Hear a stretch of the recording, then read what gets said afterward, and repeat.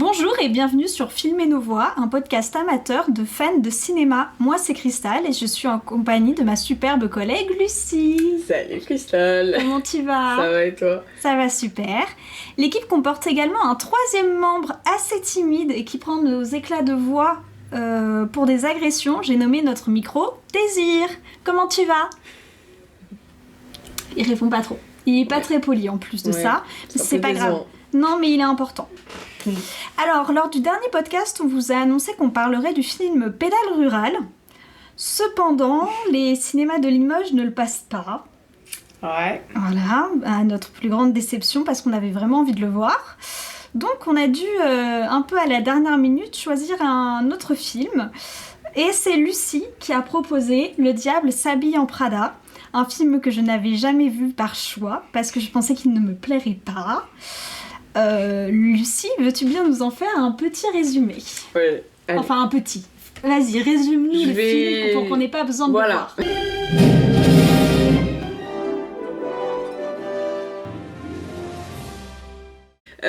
C'est pas très compliqué. La protagoniste principale, c'est Andrea qui a enfin obtenu son diplôme de journaliste et qui débarque à New York, où elle va décrocher un premier emploi en tant qu'assistante de la rédactrice en chef d'un prestigieux magazine de mode qui s'appelle Runway. Un job de rêve, mais en apparence seulement, puisque sa boss, Miranda Presley, est en fait un monstre tyrannique et caractériel. Donc Andrea, au début, elle va envisager ce nouveau travail comme un tremplin vers une illustre carrière de journaliste. Et donc elle va décider d'endurer les sévices de sa patronne. Mais en fait, elle va finir par se prendre au jeu et elle va réussir à devenir la parfaite petite assistante. Sauf que cela n'est pas sans perte puisque elle va avoir de moins en moins de liens avec ses amis et son petit ami au point où ils vont rompre tout contact, que ce soit ses amis ou son petit ami. Mais heureusement, à la fin, elle revient un peu à la réalité et elle se rend compte que... Non sans avoir trompé son mec. Non sans avoir trompé son mec, mais c'est une autre chose. Non, ils étaient plus ensemble, je sais pas, tromperie. Elle se rend compte qu'elle est en train de devenir ce qu'on pourrait appeler une mauvaise personne et elle va finir par quitter son job, revenir à la raison, revenir avec son petit ami, ses amis et voilà, avoir une existence un peu plus tranquille qui lui permettrait d'avoir une vie sociale en dehors de son job. C'est clair. Alors...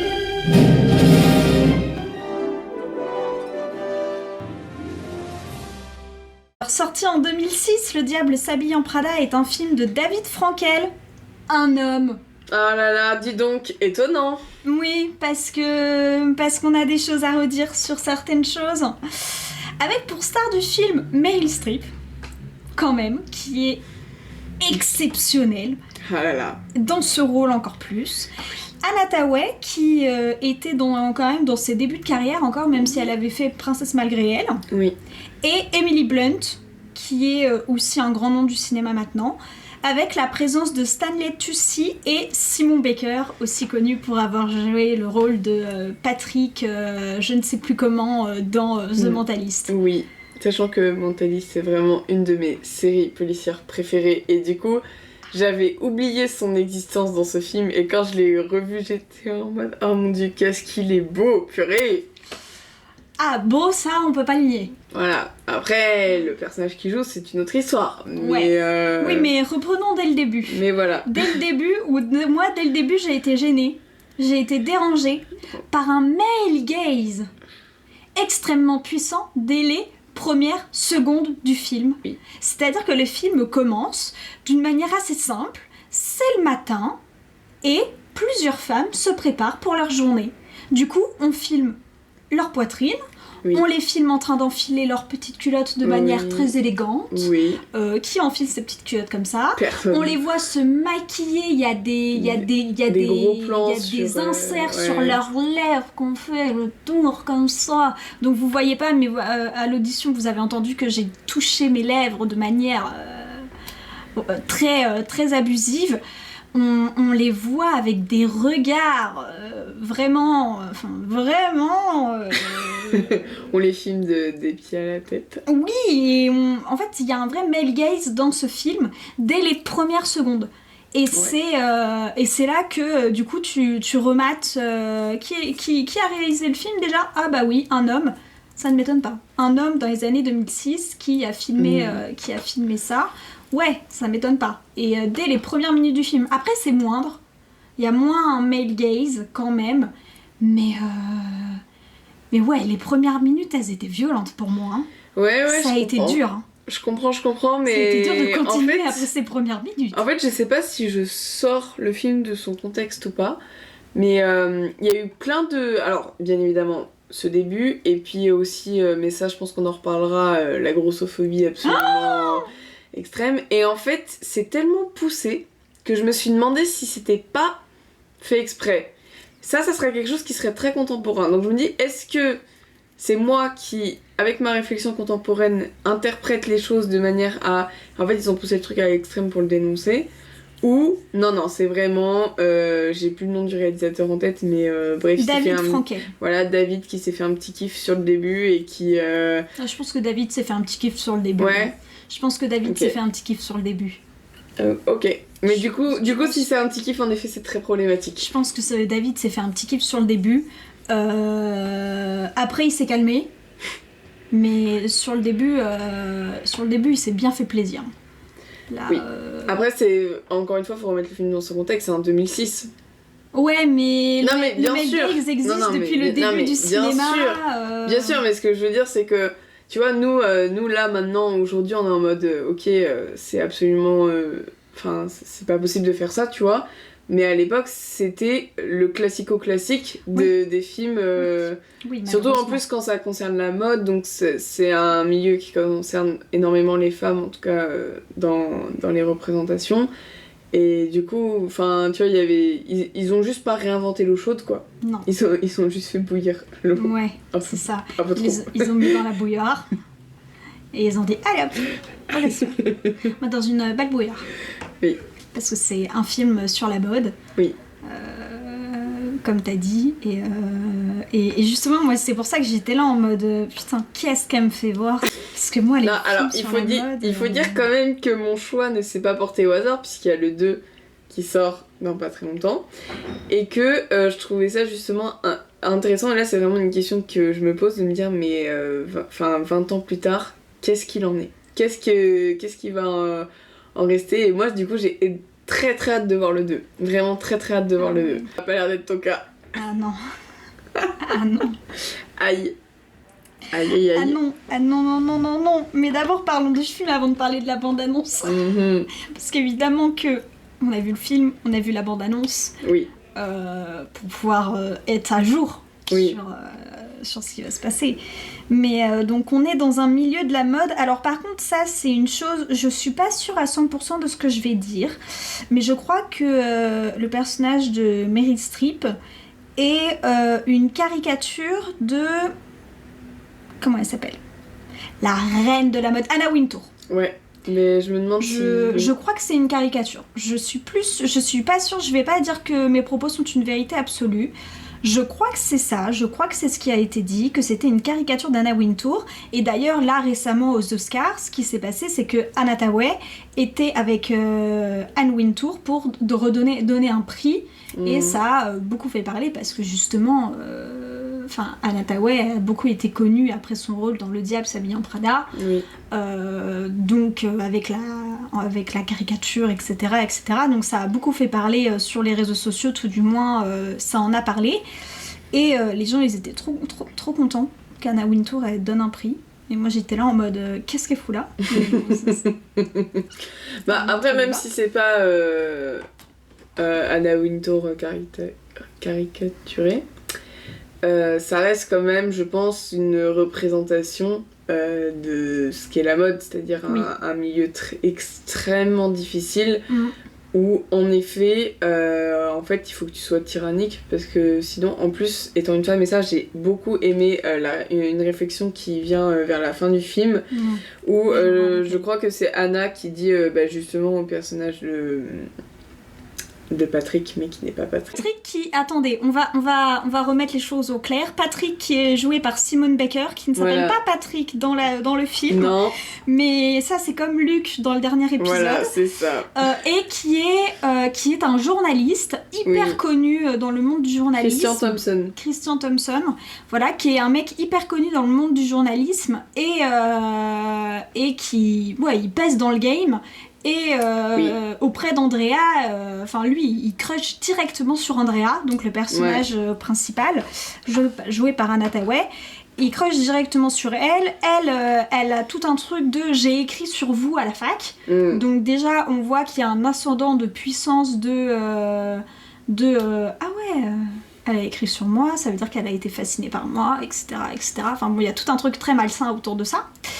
Et je vais critiquer le film, je vais bitcher sur le film. Aïe. Ça va être mais compliqué. t'as raison, il faut. Et j'ai relevé des trucs que j'avais bien aimés. C'est quand même bien. Mais du coup, pour finir ce que je disais, c'est que du coup, le personnage Andrea qui à la fin a un petit discours en mode en fait, tout le monde dit que Miranda elle est super stricte, mais on dit ça parce que c'est une femme, parce que ça aurait été un homme. Bah en fait on aurait juste trouvé ça normal. Et franchement cette petite phrase là je l'ai notée parce que j'étais en mode oui. Clairement c'est clair que oui, c'est-à-dire que Miranda ok elle est horrible et ça il y a vraiment, enfin c'est non négociable, elle est horrible, mais elle est horrible dans un monde où elle a été obligée de faire sa place et de l'être pour se faire un minimum respecter quoi. Chose que Miranda a faite et que je n'accepte pas. Mais... Dites-le, vous la haïssez alors dites-le moi simplement. Non. C'est une sadique notoire. Et pas dans le bon sens. Ok, elle est coriace, mais si Miranda était un mec, personne ne trouverait rien à lui reprocher et on dirait que dans le boulot elle est formidable. Et puis il y a ce truc aussi avec son deuxième mari où bon bah spoiler, il divorce.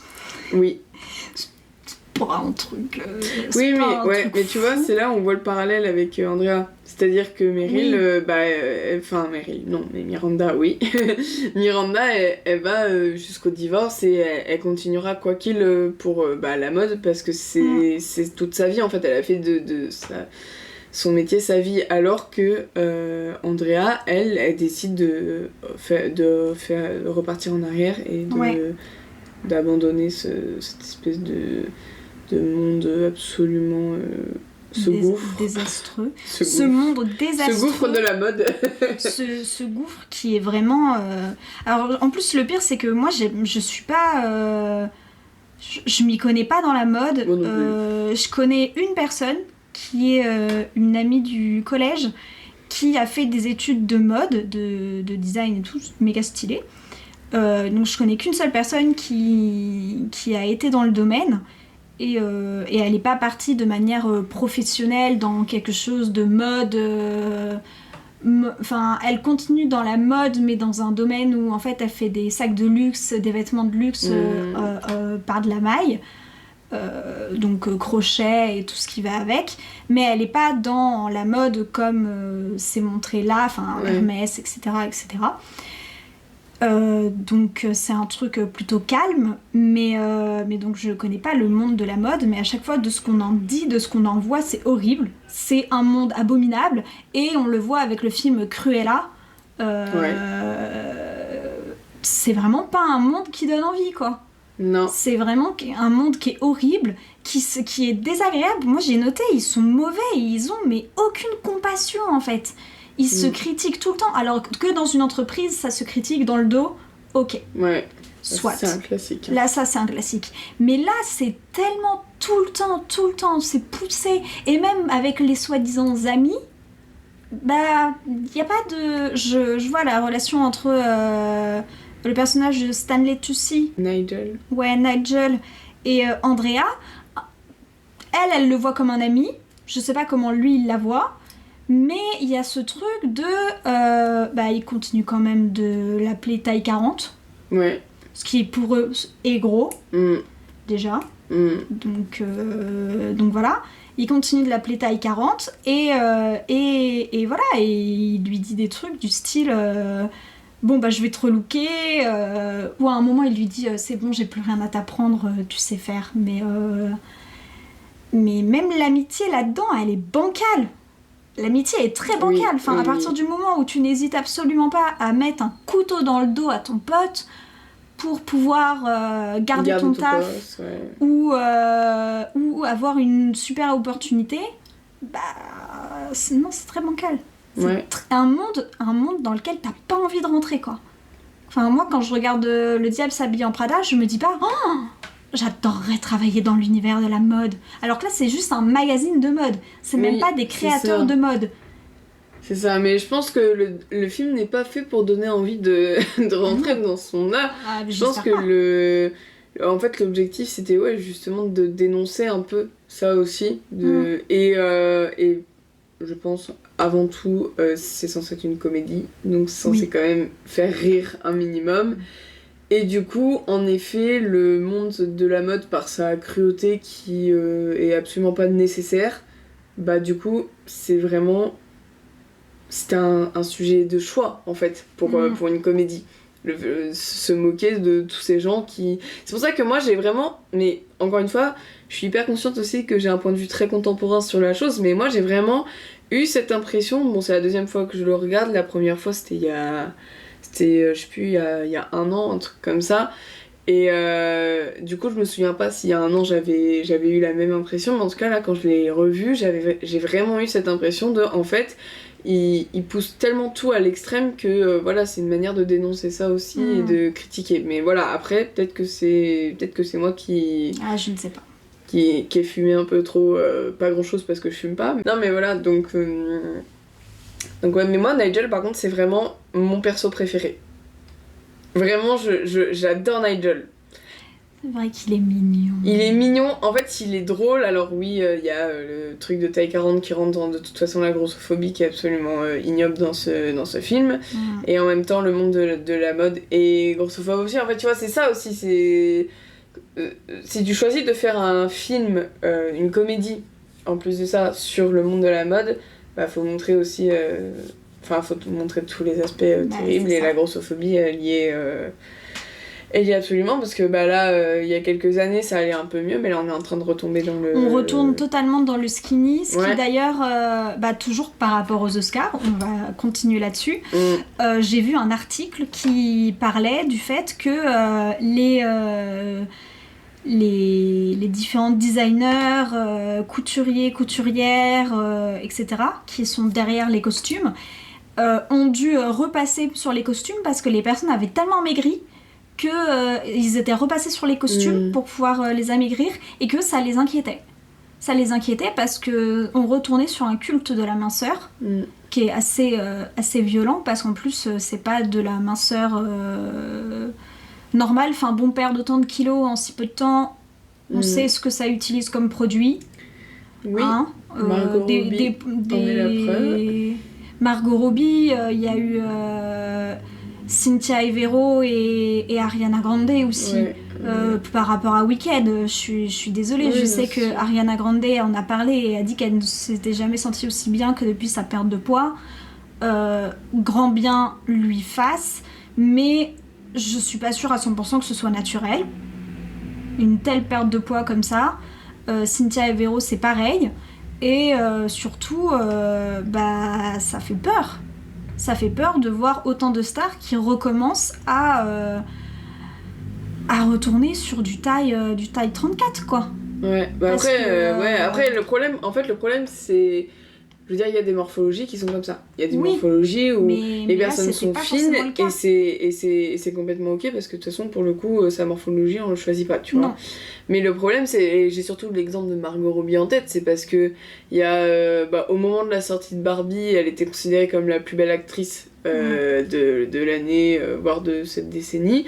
Et il a suffi qu'elle tombe enceinte et qu'elle devienne maman. Elle s'est pris une vague de haine grossophobe, mais vraiment une déferlante, quoi. Voilà. Et ce qui fait que dès qu'elle a accouché, elle a perdu énormément de poids très rapidement. Il me semble, mais là je ne suis pas 100% sûre de ce que j'avance, qu'elle a assumé, ou en tout cas que l'info est sortie qu'elle avait pris des médicaments pour l'aider à mincir, etc. Et je sais plus pour quel événement, il y a 1 semaine et demie, 2 semaines, quelque chose comme ça, elle s'est rendue, elle avait les cheveux coupés plus courts, une frange, son poids perdu entre-temps, et c'est pris une autre vague de haine, parce que les gens trouvaient qu'elle avait vieilli, qu'elle avait trop minci, que voilà, et en fait... Les gens sont jamais contents. T'es en mode, mais en fait, oui, tu peux plus... Mais alors que, il y a 2 ans, 3 ans, c'était l'actrice la plus belle. Considérée la plus belle de sa génération. Ouais. Mais ça, c'est parce qu'on a des critères de beauté qui sont inatteignables. Ouais. Là, c'est dans le film, ils disent... parce qu'à un moment, Andrea, elle se prend une soupe de maïs. Déjà, je me suis dit, qui mange ça ? Oui, Bon, soit. Les choix culinaires des États-Unis sont toujours très problématiques à mon goût, je trouve. Donc elle se prend une soupe de maïs et Nigel lui fait une réflexion en disant ça explique tout, cellulite, nanani, nanana. Et elle lui dit, elle lui demande qu'est-ce qu'elles mangent les autres filles en fait. Et il lui dit rien. Ouais. Depuis que la taille 38 est devenue un 36 et que le 36 est devenu un 34. Et c'est là qu'elle dit, pour la première fois, je fais un 40. Elles ne mangent rien, les filles, ici ? Pas depuis que le 36 est devenu le 38 et que le 34 est devenu le 36. Je fais du 40. On n'en ai jamais vu ici. Et la tête que fait Nigel, c'est vraiment le « au secours ». En plus, il est un peu... En plus, c'est pareil, c'est le cliché gay. C'est le cliché du gay et... Ouais, mais ça va. Pour l'époque... Pour l'époque, ça va. Ça va, franchement. Mais c'est quand même le bon cliché du pote gay. D'ailleurs, j'ai vu une publication sur ça il y a pas longtemps. Alors, je vais la retrouver. Donc, sur le compte Instagram Simili-Cuir, qui a fait une publication pour dire les 7 clichés qu'on ne veut plus voir au cinéma sur les personnes LGBTQIA+. Et il y avait justement ce fameux truc du meilleur ami gay, ce qui est plus ou moins Nigel sans vraiment l'être parce qu'il devient pas non plus son meilleur ami. Oui, non. Mais il y a quand même ce truc de c'est mon copain, c'est lui qui va me relooker parce que c'est le pote gay, donc il sait exactement quelle tenue va m'aller, quel truc va m'aller, etc., etc. Il a une grosse bague magnifique d'ailleurs au passage, si je pouvais lui... Si je pouvais lui piquer, je serais bien contente. C'est un cliché. Et vraiment, il y a ce truc de... après, ça revient régulièrement. Taille 40. Et à un moment, quand il l'appelle taille 40, elle lui répond 38. Oui. Ça, tu peux le dire, taille 40. 38. C'est vrai ? Et ils sont super contents. Et déjà qu'ils avaient une flûte de champagne à la main, là c'est encore plus le moment de fêter ça, quoi. On fête le fait que ça y est, tu n'es plus en taille 40, tu es en taille 38. Ouais. Non, mais... Ouais. Mais et toi t'es là en mode what the fuck, qu'est-ce que je regarde? Mais oui, mais c'est pour ça, encore une fois, franchement, moi je démords pas de mon analyse... de me dire qu'en fait c'est hyper exagéré, c'est... Oui, mais en même temps à l'époque c'était le cas aussi. Oui, mais regarde, moi parmi les choses qui m'ont mis cette puce à l'oreille de me dire peut-être que en fait c'est pas juste de la grossophobie banalisée, peut-être que c'est, j'irais pas jusqu'à dire dénoncer, mais disons que moi j'ai plutôt l'impression que ça dénonce un petit peu en tout cas ce culte de la minceur qui va jusqu'à s'en rendre malade. C'est-à-dire qu'au moment où Emily, qui est persuadée de partir à Paris, d'ailleurs dans le film, et en fait elle partira pas puisque Andrea... Emily qui est la première assistante de Miranda, et qui est donc celle qui va accueillir Andrea et qui va lui dire faut que tu fasses ci, ça, nanani, nanana, t'apportes le café, tu fais ci, tu fais ça... et qui est une collègue, ma foi... Ah bah, une collègue pareille, pas besoin d'ennemis, hein, vraiment. Non, c'est clair. Voilà, mais qui du coup, depuis le début du film, se vante, et en même temps, c'est son rêve, donc je peux comprendre ce truc d'avoir envie d'en parler, que oui, elle va aller à Paris avec Miranda pour un super événement de mode, etc., qui est dans quelques mois au moment de l'arrivée d'Andrea. Mais au moment où Andrea est toujours là, à un moment donné, ça arrive bien, sauf que Emily ne peut plus y aller. Non, parce qu'elle est tombée malade et Ouais, non, c'est surtout qu'elle a eu un accident. Ouais, mais non, parce que avant ça, oui. Miranda ne voulait plus d'elle déjà. Oui, elle est tombée malade, Miranda ne voulait plus d'elle. Miranda a fait un chantage d'ailleurs absolument horrible à Andrea en lui disant soit tu viens avec moi à Paris, soit tu perds ton job. Donc Andrea appelle Emily dans cette volonté de pas trop lui faire de mal en lui disant écoute, je crois que je vais aller à Paris à ta place. Et au moment où elle s'apprête à lui annoncer, Emily se fait renverser par une voiture. Bichette, le karma. Vraiment, pour moi, j'ai vu cette scène, j'étais en mode c'est le karma. Vraiment là. Le karma t'a rattrapé, mon Là, voilà. Et donc, du coup, Emily ne va pas à Paris, mais au moment où elle pensait encore y aller, elle expliquait à Andrea qu'elle ne mangeait plus pour perdre du poids et qu'à chaque fois qu'elle avait faim, elle se prenait un petit bout de gruyère. Ouais. Tu vas pas me dire que ça, et c'est pas satirique. Ce à quoi elle ajoute si je pouvais avoir une petite gastro en prime. Oui. C'est pour Paris. J'ai commencé un nouveau régime qui est très très efficace. En fait, je mange rien du tout. Et puis quand je me sens sur le point de tomber, j'avale un morceau de gruyère. En tout cas, ça a l'air de marcher. Je sais, une bonne gastro par-dessus et j'atteindrai le poids que je me suis fixé. Voilà, donc voilà, tu vois, ça, pour moi, je me dis, quand t'as ce genre de phrase-là, tu te dis c'est impossible qu'ils prennent. Alors, dans le film, bien sûr que les personnages le prennent très au sérieux, mais dans l'écriture du film, tu peux pas me dire que c'était sérieux. Tu peux me dire que sérieusement, ils sont. Enfin, tu vois ce que je veux Peut-être dire. qu'ils ont voulu pousser à ce moment-là, tu vois, mais en même temps, à l'époque, on pensait sincèrement que faire un 38, c'était être grosse à l'époque. Non, mais je sais. C'est pour ça que.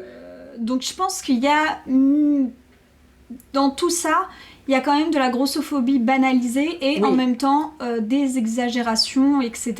Parce que en vrai, c'est hyper connu que dans le monde de la mode, et ce depuis longtemps, les personnes font exprès de se rendre malades. Bien les sûr. personnes ont des troubles, ont des troubles alimentaires. Et voilà, et donc peut-être que c'était pour dénoncer aussi le fait que ça existe et que ça existe toujours d'ailleurs. Hein. Oui, le Zambique n'a jamais aussi bien fonctionné que cette dernière année, ces 2 dernières années, je crois. Donc peut-être qu'il y a un effet de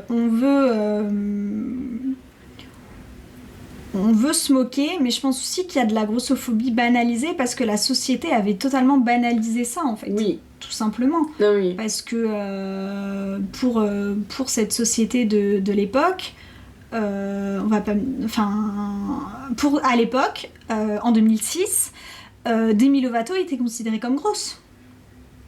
Oui, non mais oui, alors c'est que sûr. Demi Lovato n'était pas grosse du tout. C'est sûr. Elle était normale, de configuration qui rentre dans les normes, dans les normes quoi. Donc c'est pour ça que je me dis, il y a de la caricature, enfin ça pousse jusqu'au bout, mais en même temps il y a du vrai quoi. Oui, ça je suis d'accord. Je suis d'accord avec le fait qu'on peut pas non plus totalement l'interpréter comme une caricature à 100% et qu'il n'y avait pas un petit fond de pensée derrière qui était quand même de on pense un peu, tu vois. Voilà. Mais c'est pour ça, et donc j'ai d'autant plus hâte de voir ce qu'ils vont faire dans le 2 parce que ouais, en fait, il y a beaucoup de choses qui ont changé, même si le monde de la mode n'a pas tant évolué que ça sur certaines choses, ben, le monde autour si a beaucoup changé et donc le regard sur justement aussi la mode, les injonctions à être maigre, etc. Tout le monde ne pense plus pareil. Avant ça faisait vraiment consensus le fait d'être mince, d'être maigre et de voilà. Maintenant non, il y a quand même pas mal de gens qui sont en mode mais foutez-nous la paix avec nos corps et faites ce que vous voulez avec le vôtre, tu vois. Ouais. Moi, je passe au moment où elle... dans mes notes, je passe au moment où elle change son style vestimentaire. On peut passer à ce moment-là. On peut passer à ce moment-là. Parce que, en fait, le film, le truc, c'est qu'il a pas grand-chose à raconter. Non. Contrairement au dernier podcast où on avait énormément de choses à raconter parce que le film racontait énormément de choses, Le Diable s'habille en Prada n'est pas un film à synopsis incroyable. Non, c'est très prévisible sur pas mal de choses, c'est en fait très superficiel, j'ai envie de dire, mais parce que la mode a ce côté-là aussi superficiel, même si je tiens quand même à préciser que la mode est un art à part entière. Oui. Et que, d'ailleurs, il y a un passage dans le film où justement Miranda fait tout un petit discours auprès d'Andrea qui vraiment est très dédaigneuse en fait avec le monde de la mode au début quand elle arrive. Et Miranda lui explique, mais en fait, le pull que vous portez là, que vous avez acheté 10 € au magasin en bas de chez vous, mais en fait, ça a toute une histoire derrière, de voilà. Et Vous voyez que tout ça n'a rien à voir avec vous. Vous regardez dans votre placard et vous choisissez, tiens, tenez, ce pauvre vieux pullover, par exemple, parce que vous voulez signifier aux autres que vous vous prenez trop au sérieux pour vous intéresser aux vêtements que vous devez mettre. Mais ce que vous ignorez, c'est que ce pull n'est pas simplement bleu. Il n'est pas turquoise, il n'est pas lapis. En fait, il est bleu céruléen. Et vous êtes aussi parfaitement inconsciente du fait que, en 2002, Oscar de la Renta a créé une collection de robes bleu céruléen. Et je crois que c'est Yves Saint Laurent, n'est-ce pas, qui a créé les vestes militaires bleu céruléen. Je crois qu'il nous faudrait une veste. Ensuite, le bleu céruléen est vite apparu dans les collections de 8 différents stylistes. Et puis, la tendance a influencé la plupart des grands magasins. Et puis, c'est répandu dans les boutiques bon marché, dans des sinistres endroits où vous avez sans doute repêché le vôtre dans un grand bac de pulls soldés. Bref, ce bleu céruléen représente des millions de dollars et un nombre incalculable d'emplois. Et je trouve assez amusant que vous pensiez avoir fait un choix qui n'a pas été dicté par l'industrie de la mode, alors qu'en fait, vous portez un vêtement qui a été choisi pour vous par les personnes qui se trouvent dans ce bureau, au beau milieu d'un tas de fringues. Ça, j'ai bien aimé ce petit discours parce qu'en fait, oui, c'est pas parce qu'un monde n'est pas le nôtre, c'est pas parce que on n'est pas forcément attiré par le monde de la mode que ça veut dire que la mode n'est pas un art, qu'il n'y a pas des gens qui s'investissent, qui s'impliquent dedans, qui aiment ça. Et du coup, ouais, c'est vrai que c'est très superficiel parce que, en effet, le monde de la mode a ce côté-là, mais voilà, le film rappelle quand même qu'il n'y a pas que la superficialité et que il y a quand même de la passion et de la recherche et de la création artistique derrière. Moi, ce que je voulais dire en disant que le film avait pas un synopsis incroyable, c'est que surtout, sur une bonne partie du film, toute la première partie, en fait, on voit juste Andrea courir à droite à gauche. Sur bullshit. Se faire bullshit et courir à droite à gauche pour aller chercher des carrés chez Hermès, pour aller s'occuper d'un truc pour les jumelles, pour aller s'occuper du chien. Et en fait, on voit pas mal de moments où c'est juste ça, où elle va à droite, à gauche, à droite, à gauche, à droite, à gauche. Et des fois, elle fait dans le sens inverse, à droite. De gauche à droite. Voilà. Des fois, elle va en avant, en arrière aussi. Enfin voilà. Elle fait tous les chemins possibles et imaginables. Et c'est pour ça. Et ça dure un moment. Et c'est plusieurs fois que ça arrive de les voir courir juste pour aller chercher un café, de les voir courir pour aller chercher un steak, pour passer des heures au téléphone pour essayer de trouver le nouveau manuscrit de J.K. Rowling. Pour avoir telle paire de chaussures, pour avoir telle jupe Calvin Klein. Et en fait, c'est surtout ça où je disais que, enfin, il n'y a pas grand-chose, en tout cas dans la première partie du film, parce que Andrea passe beaucoup de temps à aller à droite, à gauche. Et à faire ça parce qu'en fait, elle sert littéralement d'esclave. Oui. Et c'est tout ce qu'on voit, et ce qu'on voit, parce qu'à ce moment-là, c'est des transitions où en fait on la voit faire les trucs, et on la voit pas, voilà, et on voit que ça satisfait jamais à Miranda, que Miranda est jamais contente, etc., etc. Et arrive le moment où Andrea décide que c'est bon, il est temps, enfin qu'elle en a marre. À ce moment-là, elle pleure et elle va auprès de Nigel. Voilà, je veux l'appeler Stanley. En fait, les gens, je veux les appeler par leur prénom. Je veux pas les appeler par leur prénom dans le film, je veux les appeler par leur nom d'actrice. Donc elle va voir Nigel en pleurant, en disant c'est hyper compliqué pour moi, j'y arrive pas, je pense que je vais démissionner. Et Nigel lui explique qu'en fait, elle a pas la bonne pensée par rapport au magazine, et c'est là qu'elle se dit ok, je vais changer ma vision des choses, je vais faire les choses bien, donc change-moi, transforme-moi. Et là voilà, Nigel il est content. Bon, il est pas sûr qu'elle puisse rentrer dans les vêtements, parce que rappelons quand même qu'elle fait une taille 40. Ouais, c'est énorme. Ah bah oui,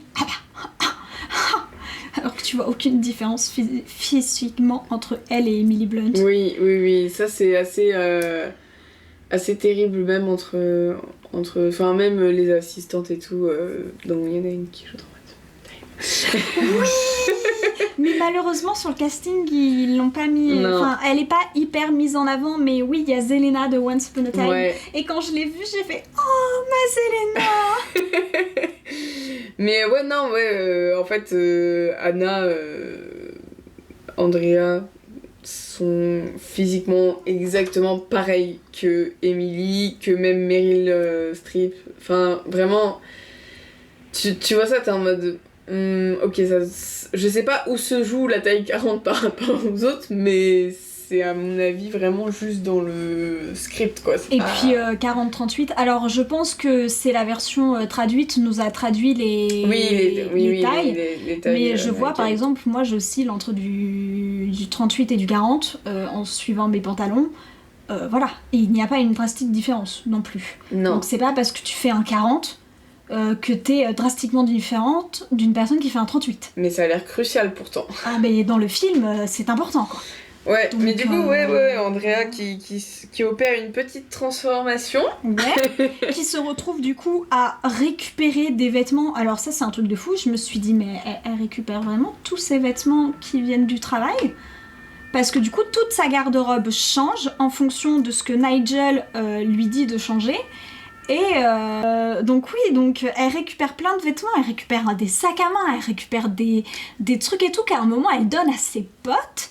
Et moi je suis là en mode t'es sûr que tu peux vraiment les récupérer et les garder? Oui, bah si en Ta fait... garde-robe là c'est vraiment à toi maintenant ou, Oui. ou tu les empruntes? Non. Ça j'avoue, j'étais là en mode je suis pas sûre.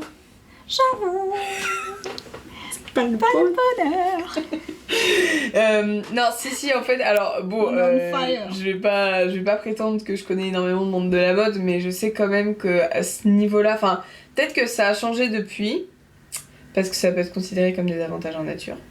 Bah oui. Mais en tout cas, à l'époque, il me semble que c'était relativement courant, mais c'était aussi surtout parce qu'en fait, à partir du moment où la pièce avait été portée une fois, elle était déjà démodée. Parce qu'en fait, la mode, c'est quelque chose qui va toujours en avant. Donc en fait, elle s'habillait bien, mais elle s'habillait bien... Enfin, il y avait quand même toujours un petit décalage avec Miranda, par exemple. Enfin, voilà, c'est en gros... il y a toujours un décalage. Donc moi, ça m'étonne pas tant que ça qu'elle puisse récupérer des vêtements. Et voilà. De nos jours, je pense pas que ça puisse se faire. Parce qu'encore une fois, c'est considéré comme des avantages en nature, sauf si c'est inscrit dans le contrat. Dans ce cas, pas de souci. Mais voilà. Je pense pas que ce soit inscrit dans le Mais je contrat. pense pas que ça soit inscrit dans le contrat.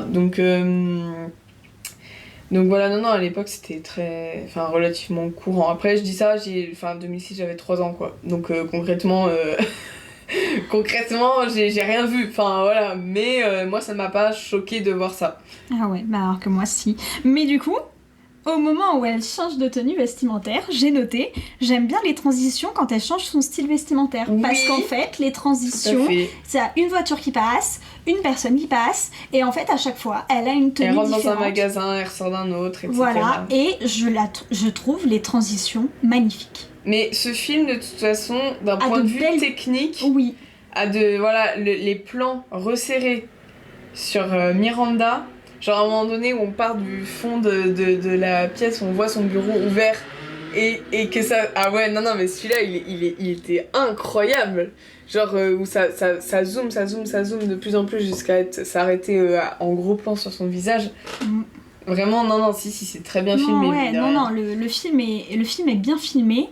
Le film est bien guidé au niveau des actrices parce qu'ils jouent tous très bien. Oui, ça pour le coup. Après, en même temps, au vu des noms, ouais, le casting il est. Au vu du cast, mais un casting qui était quand même pour certains à ses débuts. Bon, Meryl Streep, pas du tout.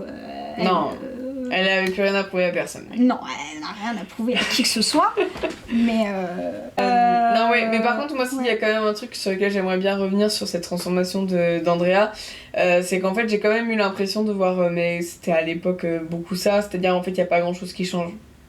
Je veux dire, vraiment, concrètement, j'ai noté la transformation, ses vêtements, une frange et du maquillage. C'est vraiment genre. Mais pour une fois, on n'est pas passé d'une fille aux cheveux bouclés à d'un coup les cheveux lisses. Oui, elle avait déjà les cheveux lisses. Contrairement à Princesse malgré elle, où je crois qu'elle a les cheveux bouclés et on lui lisse les cheveux. Je sais pas, j'ai pas vu Princesse malgré elle. Moi non plus, mais j'ai vu des images sur les réseaux sociaux Mais de Anatawa ouais. avec les cheveux bouclés et d'un coup transformée Oui, en cheveux mais lisses. ça me dit quelque chose, Oui, c'est vrai, bon, on a déjà ça, c'est vrai, mais en tout cas, oui, à l'époque, enfin, voilà, je veux dire, la transformation, ça se jouait à, finalement, pas tant que ça. Je veux dire, c'est très impressionnant au niveau de ses vêtements, là, pour le coup, il y a vraiment un changement, mais je veux dire, du reste, enfin, je crois qu'on aurait pu se passer du maquillage et de la coupe de cheveux, il y aurait pas eu besoin, enfin... Oui. Voilà, Oui. du coup, j'ai trouvé ça Parce un que petit je crois peu qu'ils lui dommage. ont désépaissi les cheveux. Parce que première Ah scène, oui, elle a les c'est ça, cheveux tout à épais. fait. Ouais. Et après, ses cheveux sont beaucoup plus, Et elle a une plus lisses et elle a une frange. Frange qui lui va bien. Hein. Oui, Bah, en même temps, Anatawa, tout lui va. ouais, c'est ce que j'allais dire. Faut pas se mentir non plus. Je l'ai pas vu dans le film Les Misérables, mais je pense que Chauve, ça lui va bien aussi. Moi, je l'ai vu dans le dernier dont j'ai perdu le nom, où elle a une relation avec un jeune homme plus jeune. Oui. Comment il s'appelle ce film? C'est terrible. Vraiment, j'ai un gros trou de mémoire là maintenant tout de suite. Ah oui. Et elle a une frange. Où elle joue, dans ce film. elle a une frange et où elle joue mais c'est une fanfiction sur Harry Styles. Oui, Ce film. oui. Et en gros, la mère de famille accompagne sa fille à un concert et elle rencontre le chanteur et le chanteur va tomber amoureux d'elle. Ils vont entretenir une relation. Finalement, ils vont se quitter. Ouais, on vous parle de plein de films, on vous spoil plein de films. Finalement, ils vont se quitter parce que il est encore trop jeune, mais quelques années plus tard, il vient la retrouver. Ouais, c'est l'idée d'être avec toi. Et voilà, c'est un classique. C'est en mode. Oui, il casse pas trois pattes à un canard. L'idée d'être avec toi ne casse pas trois pattes à un canard. Le diable s'habille en Prada non plus. Ouais, mais l'idée d'être avec toi, juste pour finir sur celui-là, et après on revient sur les diables habillés en Prada. L'idée d'être avec toi, bah, moi j'ai bien aimé. Voilà, quand même. Bah, c'était sympa, mais sans grand plus. Quitte à avoir un film sur une différence d'âge, il y a 20 ans d'écart avec Virginie Efira et Pierre Ninet. Ah, là on parle sur un... Ouais, là, bah, vraiment, oui, c'est un de mes films préférés. C'est mon film feel good où j'ai pas envie de me prendre la tête, voilà. J'aime bien regarder ce film au moins une fois par an, mais aussi pas que pour le synopsis qui est quand même pas mal du tout, mais également pour le jeu des actrices. Ah bah, Voilà. je l'avais vu l'année dernière ou il y a 2 ans, je Oh crois. là là, Virginie Efira dans ce film. Oh, il y a des scènes, mon Dieu. Dans quoi je me suis embarquée. Fallait Un jour, on parlera d'un film de Virginie Efira, je sais pas encore lequel, mais un jour on parlera d'un de ses films. Ah, mais Et vous verrez à quel point Lucie est fan de Virginie Efira. Voilà. À noter, je le dis maintenant, petite anecdote, peut-être que tu le comprends, que je l'ai rencontrée C'est vrai, et que j'ai une photo avec elle c'est vrai. Alors là, au prix d'une course-poursuite. Non, peut-être pas à ce point-là. Non, mais disons que voilà, j'ai peut-être un peu dû marcher vite pour la rattraper. Mais tout va bien, ce n'était que sur quelques mètres. C'était dans le cadre d'un cinéma où elle était invitée en avant-première. C'est pas non plus dans la rue de manière très étrange. Et ouais, j'ai réussi à échanger quelques mots avec elle et j'ai eu ma petite photo qui est très floue, mais c'est une photo que j'adore. voilà, elle est heureuse et nous sommes heureuses pour elle. Voilà. Merci. Mais ouais. Revenons-en au Diable s'habille en Prada. Au Diable s'habille en Prada, donc ouais, moi j'ai noté que ouais, non, il y avait de belles transitions.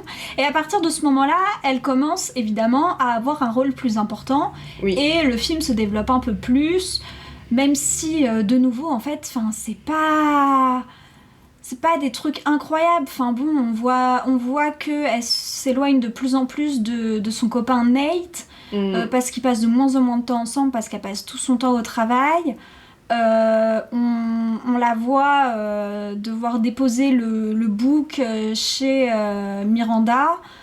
Bon, à ce Le moment-là... book, je précise, c'est le livre, c'est pas l'animal. Je croyais que t'allais me dire le book qui est et que t'allais expliquer en quoi consistait le book en fait. Je m'attendais vraiment à ce que tu dises oui, le book qui est l'ébauche du magazine sur lequel Miranda fait des annotations le soir et tout, et le lendemain elle arrive avec les annotations qu'elle a faites et on change en fonction pour avoir ensuite le magazine final. Je pensais vraiment que t'allais expliquer ça. Non, j'avais juste mon jeu de mots en tête et je voulais le faire, c'est tout. Super. Toujours de la pertinence avec moi, t'inquiète. Tu as beaucoup de pertinence à plein de moments, mais là ça n'était pas pertinent. Et en plus je t'ai interrompu, juste pour cette vanne. Oui. Donc du coup, elle lui amène le bouc qui n'est donc pas un animal. Merci Lucie pour cette précision. Et c'est à ce moment-là qu'on voit que Miranda et son mari, il y a de l'eau dans le gaz, si on peut dire ça comme ça, parce qu'il en a marre d'être l'homme de Miranda, Presley, d'être Monsieur Presley. Et bon, voilà, enfin, c'est pas non plus... Et donc là, c'est là qu'on a un peu un parallèle entre la vie sentimentale de Miranda et d'Andrea, où effectivement, leur vie sentimentale va mal à cause du travail. Oui. Parce que Miranda voue un culte à son travail et veut que ses assistantes vouent un culte au travail. Sauf que c'est extrêmement malsain. Et ça,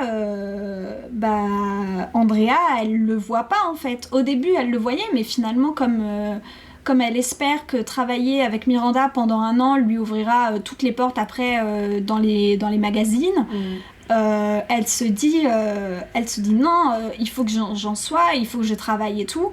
Et ça veut dire subvenir à tous les besoins de ma patronne.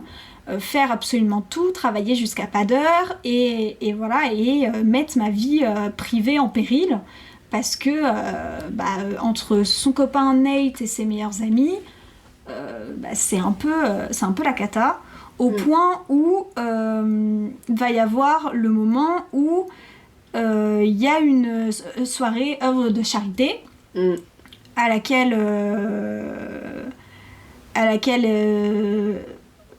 Andrea ne devait pas aller de base, sauf que Emily est tombée malade, elle a une bonne grosse grippe, un truc comme ça, et Miranda décide que Andrea sera là, sauf qu'Andrea, de base, elle devait aller fêter l'anniversaire de son petit ami, de Nate, et donc elle va à cette fameuse soirée où tout se passe bien pour elle à la soirée. En partant, elle croise Patrick, qui est là à lui dire oui, j'ai vu vos articles et tout, vous voulez pas rester encore un peu parce qu'il y a le patron du New Yorker qui est là. Non. Venez, je vous présente, machin, le temps d'un verre. Voilà, le temps d'un verre. J'ai bien aimé cette scène parce que elle, en fait, au début, elle dit oui, et donc elle monte une marche en disant allez, juste un verre, et on voit, elle se stoppe sur place et après elle fait non, en fait, je suis désolée, je peux vraiment pas. Ouais. Et ça, j'ai beaucoup aimé ce truc de... Oui. On a vu qu'elle avait... Le fait de dire oui, ensuite de dire non, c'est pas souvent qu'on le voit dans les films, ou en tout cas pour l'époque. Et lui, qui cette fois-là respectait son consentement. Cette fois-là, c'est important de le préciser. C'était la 2e fois qu'ils se voyaient, je crois, parce que la première fois qu'ils se voient, c'est à une soirée... où justement Andrea, pareil, elle doit aller récupérer un truc pour Miranda, et donc elle le croise une première fois, voilà. Mais donc suite à cette soirée, elle arrive avec un petit cupcake avec une petite bougie d'anniversaire, et elle arrive vers son petit ami en mode « Hey, tu vas me pardonner ?» Sauf que Nate ne lui pardonne pas, et donc il y a ça, première grosse fissure entre eux. Et en fait, ça va amener à d'autres grosses fissures, et au bout d'un moment, Nate ne va plus en pouvoir et va la quitter.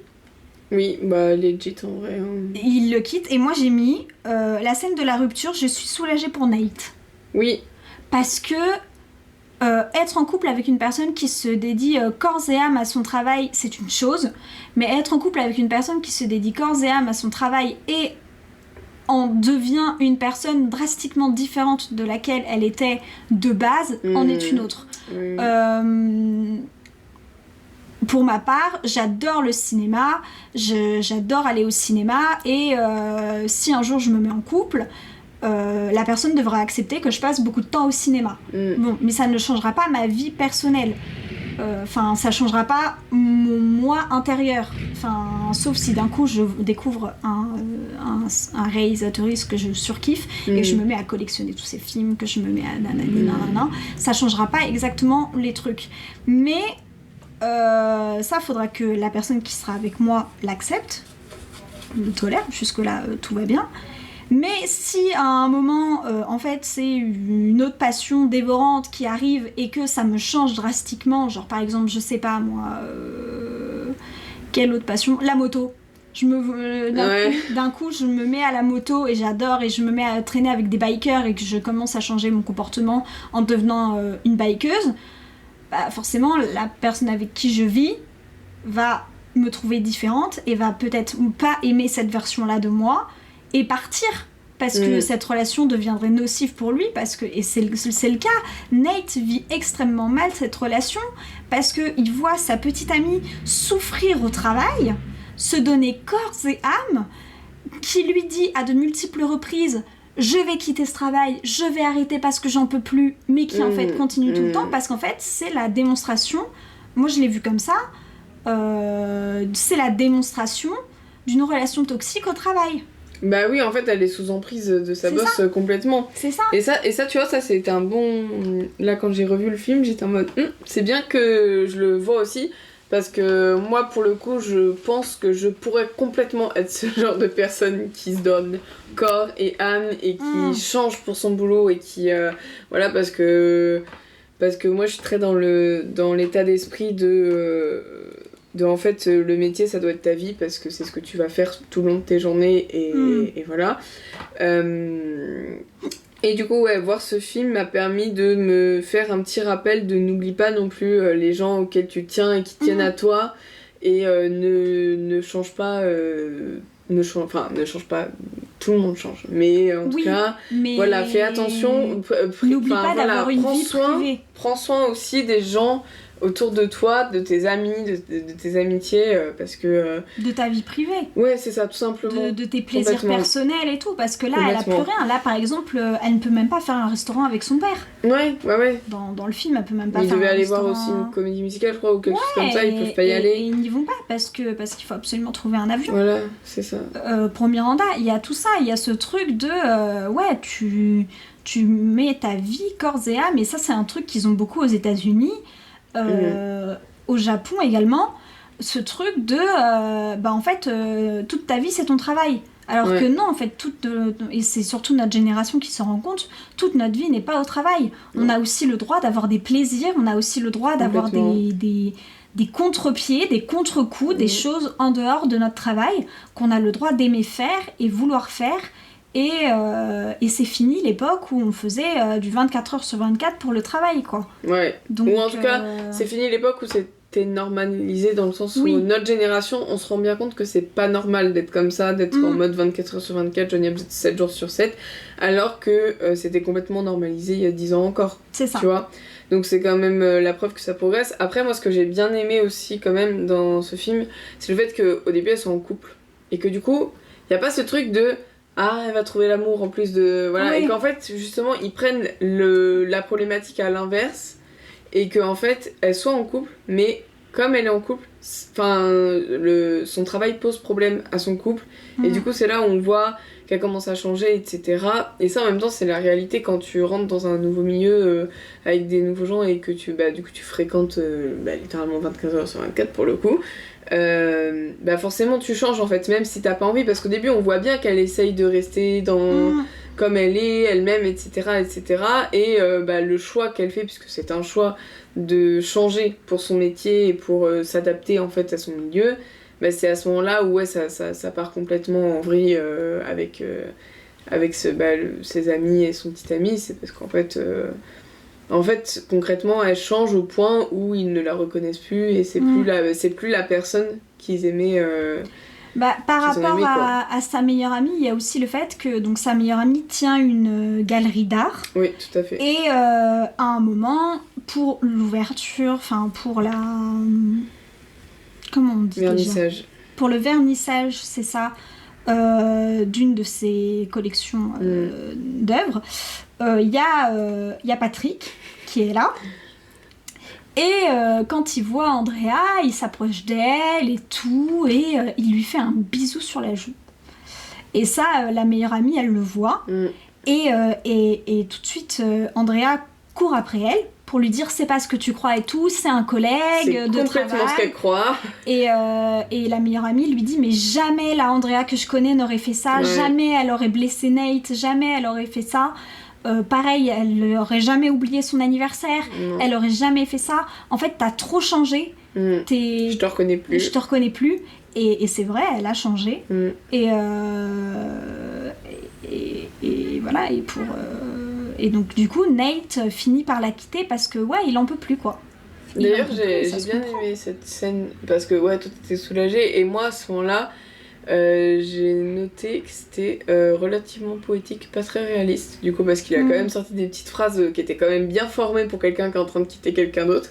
Mais franchement, j'ai bien aimé ce truc, genre à un moment donné, il lui dit une fois que t'auras fini ça, parce qu'elle était encore en galère pour Miranda, il dit une fois que t'auras fini de faire ça pour elle, tu te rendras compte qu'on n'a plus rien à faire ensemble et à ce moment-là on pourra on reparlera à ce moment-là voilà. Et bon, elle est en mode mais non mais quoi, donc ils en parlent du coup juste après et pas après qu'elle ait fini le truc pour Miranda, mais cette scène là qui était quand même pas mal et tout, mais je pense que c'est important qu'on note concernant Patrick la petite scène au moment où ils sont à Paris et ça boit quelques coups ensemble et ça se balade dans un Paris qui est encore une fois, je l'ai noté dans mes notes, qui est très romantisé, mais ça pour l'époque c'était classique. Avec les arbres qui sont avec illuminés. Avec les arbres, les bords de Seine, avec même en fait la première fois quand ils sont dans la voiture avec Miranda, c'est les cafés, c'est les bâtiments haussmanniens, enfin voilà, mais en même temps c'est Paris, Oui. J'ai envie de dire, et encore plus pour l'époque, c'est comme ça qu'il devait apparaître. Maintenant, c'est vrai qu'on a beaucoup plus de diversité quant aux représentations de Paris, mais souvent, on va pas se mentir, dans les films américains, Paris est extrêmement romantisé. Preuve en est, je l'ai dans la tête, Emily in Paris, qui est quand même vachement... D'ailleurs, j'ai trouvé ça très drôle que l'assistante s'appelle Emily, qu'elle doit aller à Paris, et je me suis dit, est-ce que les réalisateurs d'Emily in Paris avaient vu le Sabine en Prada et s'étaient dit, oh tiens, Emily in Paris. Voilà. Emily, c'est un nom de la mode. On l'amène. Mais et en fait, cette scène, du coup, pour en revenir à Patrick et Andrea, où après, donc, quelques verres et quelques je sais pas, heures, minutes de balade dans les rues de Paris, il l'embrasse. Au début, elle répond à son baiser, mais après, elle s'éloigne et elle lui dit non, une fois, 2 fois, 3 fois. La 3e fois, elle lui dit, en plus de ça, j'ai un peu bu, donc je suis pas très maîtresse de mes moyens actuellement.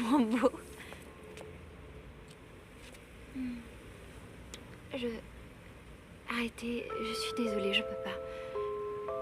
Avec Nate, on a rompu il y a juste quelques jours, alors...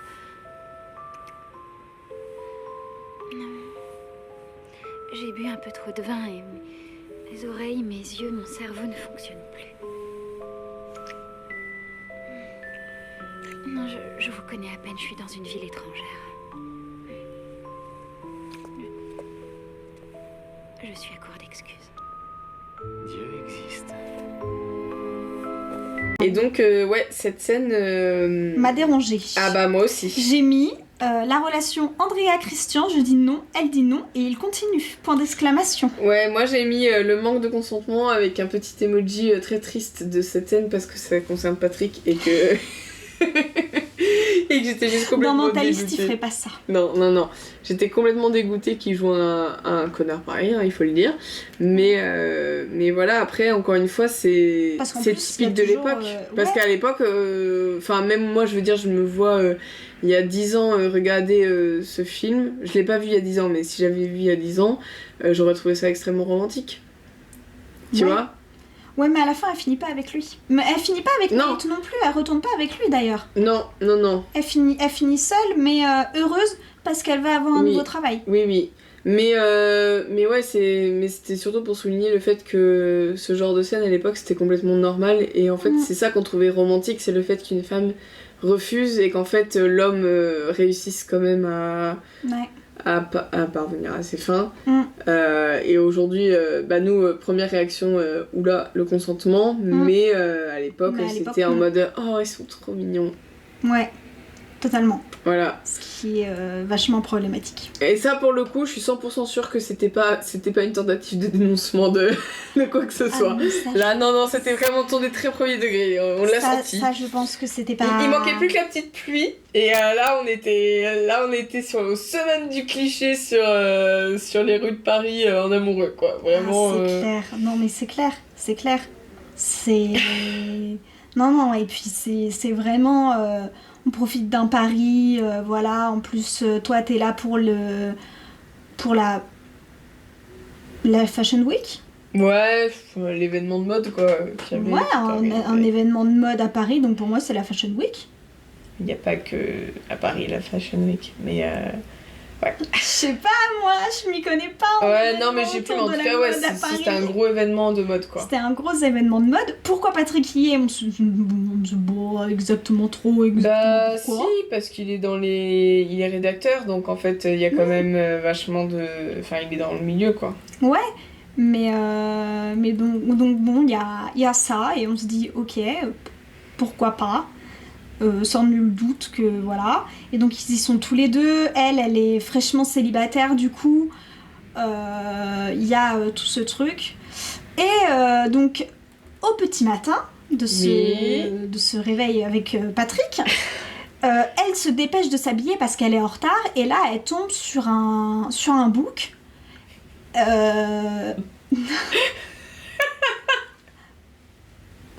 J'imagine un book maintenant. Arrêtons sur un book comme ça. En liberté. Dans la chambre d'hôtel. Avec Patrick torse nu derrière. En serviette. Parce qu'il sort de la douche. Ça, là, lui est très beau quand il sort comme ça. Il y a une cicatrice sur le torse. T'as remarqué? Oui. Voilà, bon. Non, il est juste sublime, c'est tout. Faut pas... Non mais... Donc elle tombe sur un book et elle lui demande qu'est-ce que c'est que ça, parce qu'en fait c'est un book Runway, donc le magazine. Je vais arrêter de la regarder. Donc le magazine de Miranda, et il lui explique qu'en fait le directeur de... Mais même quand tu me regardes pas, ça fonctionne pas. Le directeur de Runway a décidé de virer Miranda au profit d'une autre femme qui coûterait disgrâce infâme, fléau de mon âme. Je déclenche une tempête. Oui, et d'ailleurs, ça je l'ai noté, c'est de l'agisme, c'était terrible. Et pourtant, Miranda a quand même bien tenu sa barque longtemps dans le game, parce que franchement, je pense qu'il y en a d'autres qui, au même âge qu'elle, se seraient fait virer de leur poste. Ouais, mais à nouveau, c'est un peu comme Anna Wintour, je pense. Mais voilà. Et oui, ce truc de... on va la remplacer par une femme vraiment largement plus jeune. C'est vraiment l'argument qui est sorti. Parce qu'il dit plus jeune et avec de nouvelles idées et qui coûtera moins cher. Parce que Miranda, et ça avait été annoncé un petit peu plus tôt dans le film, et sauf qu'il y avait tellement d'informations qui étaient mises dans le film que tu calas pas forcément, mais il y avait le directeur à un moment qui avait dit oui, elle a encore déplacé machin, combien ça va me coûter cette fois, et Stanley qui avait répondu 300 000 euros, et on voit le visage d'Andrea qui est là en mode combien. Et voilà. Et le directeur qui vanne dessus en mode oh là là. Ouais, voilà. Et en fait, ça, ce qui a été abordé et qui pouvait passer pour juste encore un petit caprice de Miranda, est réutilisé après. Donc ça, j'ai bien aimé que ça réutilise ça, et le fait que, oui, de toute manière, Miranda, elle est tyrannique, tout le monde le sait. Elle est âgée, ça, c'est pour moi pas un bon argument. Non, mais voilà. ça en est pas de toute façon. Enfin, je veux dire, voilà. Ce n'est pas un bon argument du tout. C'est vraiment, c'est le logisme. Voilà. Et donc, avec Christina, je crois, ça coûtera moins cher.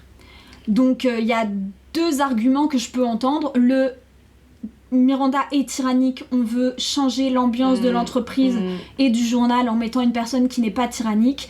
et ça coûtera moins cher. Je peux entendre ces deux arguments-là. Mais moi, ça coûtera moins cher, je l'ai un peu plus pris comme on pourra la manipuler. Parce que Miranda, il y a personne qui la manipule. Miranda, elle est là et elle est tenue sur elle est solide sur ses appuis. Et voilà, alors que là, on va l'appeler Christina parce que j'ai plus son prénom en tête. Je crois que c'est Christina. Toutes les fois on voit, elle est aux côtés d'un homme.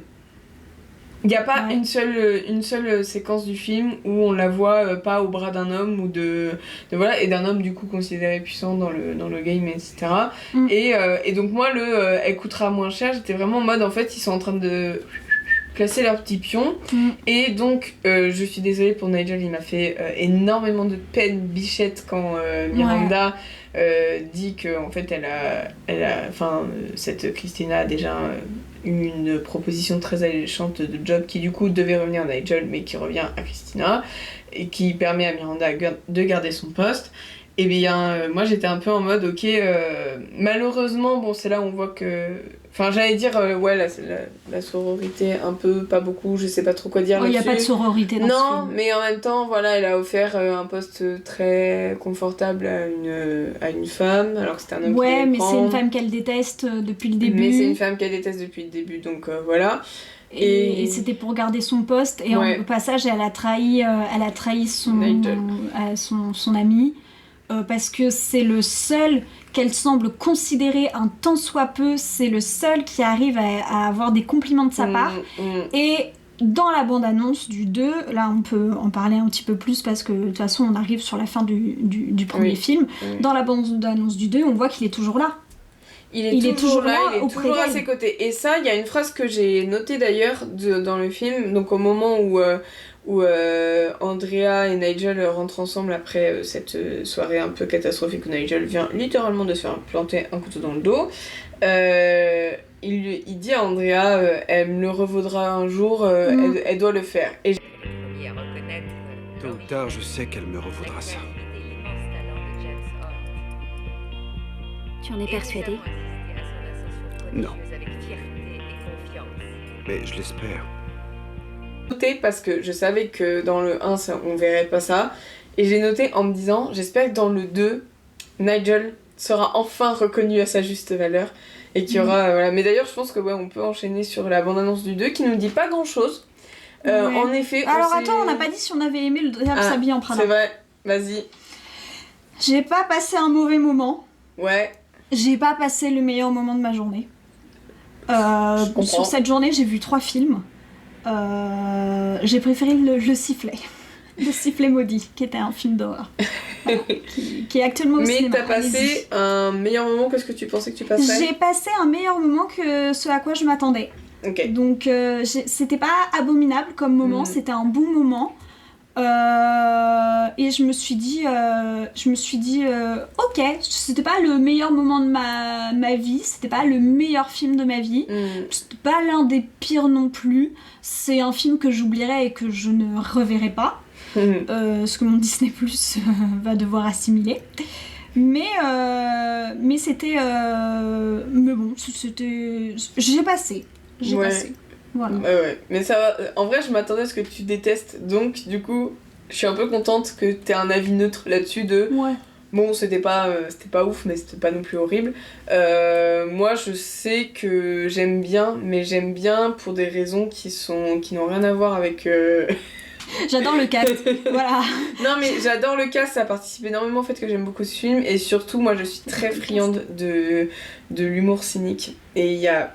Alors justement moi j'étais là en mode ils sont désagréables, ils sont mauvais, ils sont méchants, intrinsèquement méchants l'un envers l'autre, et j'ai repensé à ce que tu m'as dit dans le podcast sur la famille Addams, où tu m'as dit que tu n'aimais pas quand les gens se faisaient du mal volontairement. Et je me suis dit là ils se font littéralement du mal volontairement les uns aux autres. Mais c'est différent parce que je pense que je suis plus habituée à la violence psychologique que la violence physique. D'accord. Et du coup, non mais c'est con, hein, c'est vraiment qui dans tous les cas c'est de la violence et je n'aime pas la violence, tu vois, mais c'est juste que comme je suis plus habituée à l'un qu'à l'autre, Du coup, moi ça me choque beaucoup plus et ça a tendance à me refroidir beaucoup plus quand c'est, on va dire, relativement physique, etc. Alors que quand c'est comme ça, de la manipulation, de... c'est mon petit côté sombre un peu à moi, tu vois. Quand c'est de la manipulation et tout, je sais pas, ça me choque moins, on va dire. D'accord. Et là, pour le coup, moi, encore une fois, c'est tellement tiré à l'extrême que pour moi, je l'ai pas pris au sérieux. Hein. Le film, je le prends pas au sérieux. Pour moi, c'est vraiment une comédie de A à Z. Famille Adams aussi. Oui, et je dis pas le contraire.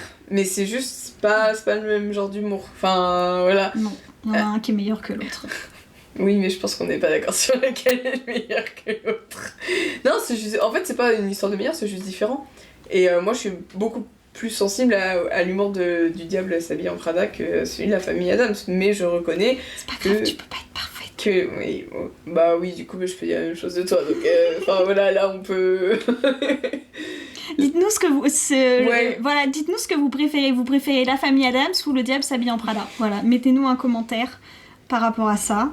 Sur Spotify et YouTube, vous pouvez mettre des commentaires, donc allez-y, dites-nous. On a hâte de voir, voilà. de savoir. Dites-nous ce qui fait le plus le café pour vous. C'est vrai, cette expression. J'adore, je l'utilise maintenant. Il faut. Voilà. Mais donc oui, la bande-annonce du 2. La bande-annonce du 2, en fait, on voit pas grand-chose, on voit juste Andrea qui revient dans les locaux, Miranda qui ne la reconnaît absolument pas, en même temps c'est tellement dans le personnage que franchement, moi j'ai vu ça, j'étais en mode bah bien sûr, ça aurait été limite étonnant qu'elle la reconnaisse. Et en fait, le truc c'est qu'on voit vraiment pas grand-chose à part quelques plans sans parole sur le trio, le duo, sur Miranda toute seule et tout. La parole, on va dire, intervient vraiment au moment donné où Emily apparaît à l'écran et voit arriver le trio Miranda, Nigel et Andrea et dit mais pincez-moi, je rêve, qu'est-ce que quoi?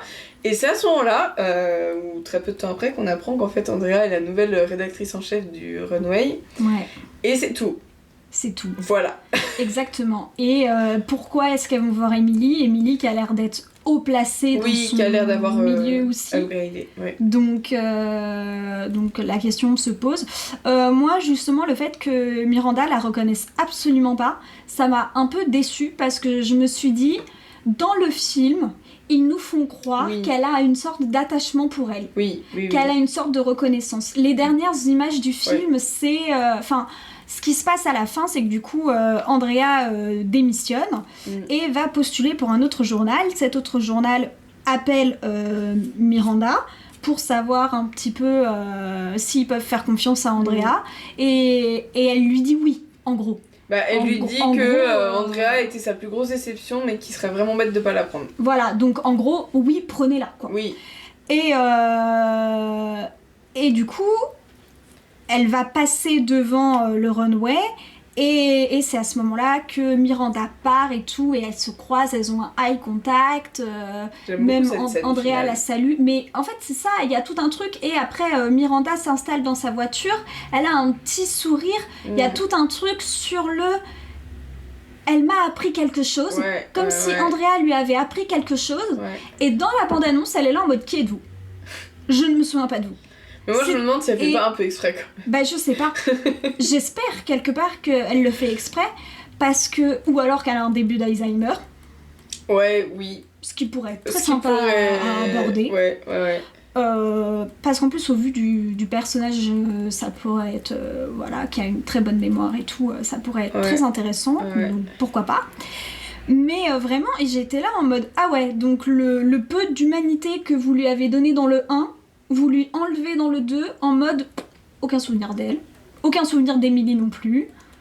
Mais attends, c'est hyper intéressant ce que tu dis sur l'Alzheimer. Enfin, en fait, là, du coup, je serais déçue si c'est pas ça parce que. Non, mais parce qu'en fait. Des attentes. Non, mais je revois dans la bande-annonce une scène en particulier où Miranda elle est toute seule au milieu de bâtiments illuminés et elle a l'air un peu perdue. Et je me demande en fait si justement. Alors, ça sera peut-être pas l'Alzheimer, Mais si, va pas y avoir ce truc de une femme qui s'accroche encore. Parce que dans le 1, elle le tient très bien, le métier, il n'y a pas de souci. Mais là, il y a quand même 20 ans qui se sont passés depuis. Et en 20 ans, elle a quand même. Je pense qu'elle doit avoisiner. Alors, Meryl Streep, j'en ai aucune idée, ça m'intéresse pas, mais le personnage doit avoisiner les 70-75 ans. Et du coup, un peu voir. Enfin, son déclin malgré elle, tu vois. D'autant qu'elle est à l'origine d'un magazine. Oui. Comment est-ce que le magazine a tenu par rapport aux réseaux sociaux? Parce que quand Andrea arrive, elle est dans un ascenseur et en fait on voit les autres qui like sur Instagram. Ouais. Et alors je pense que le magazine a fait comme tous les autres magazines de mode, a une extension sur les réseaux sociaux, a un compte Instagram, a un compte Facebook, a un compte TikTok, etc. etc. Mais comment Miranda, elle, vit par rapport à tout ça? Parce que là, dans la bande-annonce, elle a l'air très perdue, en fait, de manière générale. Elle reconnaît pas Andrea. Elle reconnaît pas Emily. Elle est très... En fait, Nigel est vraiment son soutien absolu, puisqu'à chaque fois, c'est lui qui dit « Mais si, c'était... ça, mais si, c'est passé ça, etc. » Et vraiment, cette scène que, je sais pas pourquoi, elle m'a marqué qui dure genre 2 secondes, vraiment, où elle est toute seule, Miranda est toute seule au milieu des bâtiments illuminés, et vraiment, elle se tourne, et alors après, on verra, enfin moi en tout cas, je le verrai, je sais pas si toi tu le verras, mais... Je vais pas payer pour ça.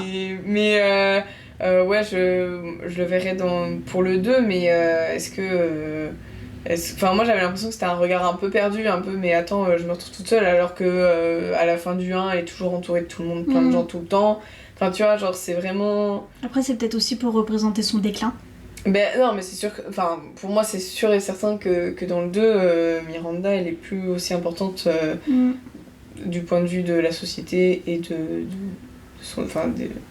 magazine, de la revue. Elle est plus aussi importante, mais ouais, moi, j'ai hâte de voir le 2, en tout cas. Ouais, et ben moi, pas du tout. Mais alors, pas du tout. C'est déjà, j'ai pas passé un mauvais moment, mais j'ai pas passé le meilleur moment de ma vie non plus devant le film. Alors non, c'est bon. Est-ce que tu as d'autres choses à ajouter sur le film, sur la bande-annonce? Non, je n'ai rien d'autre à ajouter. Donc on va pouvoir passer aux au revoir alors. Eh oui. Eh bien, on vous remercie de nous avoir écoutés. Comme toujours, c'était un plaisir de parler d'un film, même si c'était pas le film de l'année pour moi. En attendant le prochain podcast, je vous invite à me rejoindre sur Instagram, sur Chris vous partage. Alors Chris, c'est K-R-Y-S. Après vous partage, V-O-U-S, P-A-R-T-A-G-E. On vous fait des bisous et on vous dit à dans 2 semaines pour un film qu'on n'a pas choisi encore. Non, mais on verra bien. Mais qu'on va choisir. Et on vous dit à très vite. Merci.